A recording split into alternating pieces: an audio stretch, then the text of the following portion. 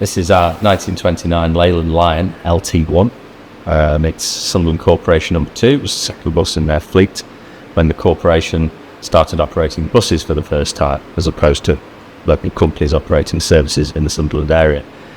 This joined the collection quite recently, and it's in very, very original condition. And our plan really is to gently restore and conserve what is a very original vehicle. It was sold in 1934 from Sunderland. It went through a dealer and eventually found its way to Jersey. And Jersey had a huge collection of buses really until the sort of 50s and 60s of an age that weren't necessarily seen in the UK at that point. And this was one example. So this bus had operated through the war, obviously the time of occupation for the island there, and it was brought back in 1959. It's a very early preserved vehicle, and as a result, its time has stopped for it.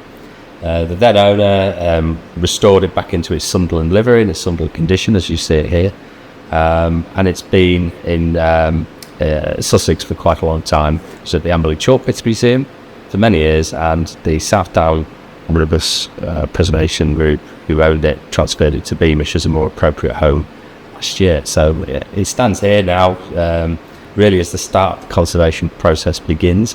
We're principally at the moment focusing on the interior, and the original seating, the seating it came with, let's say the original it was built with, has been removed in order to inspect the condition of the body saloon. And the proposal is that we will ensure that the floor is sound and then cover it, and it'll be re-linoed.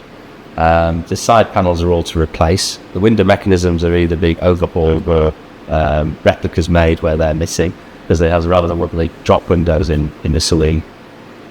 The ceilings to paint, it will be rewired, and then we'll look at what seats go back in. And in Jersey, the seating capacity was increased, so we'll probably go back to the Sunderland arrangement of seats.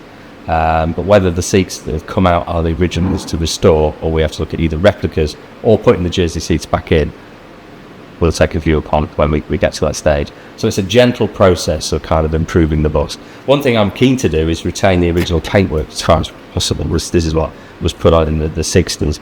I think the cream will all have to be done again because it's broken up so badly, but we think that talking to the painters, they can salvage the crimson. So that'll add to the lustre and to the sense of it being quite a special and original item within the collection.